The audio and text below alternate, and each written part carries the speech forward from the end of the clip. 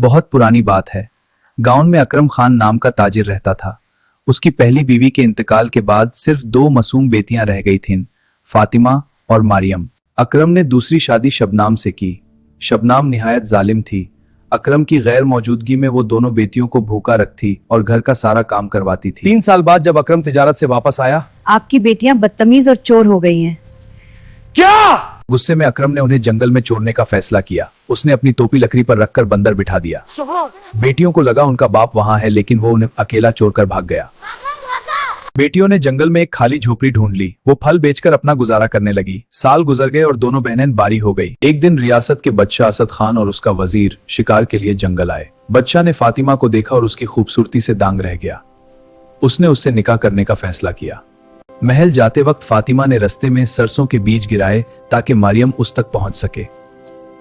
कुछ दिन बाद बारिश हुई और सरसों के पौधे उग आए।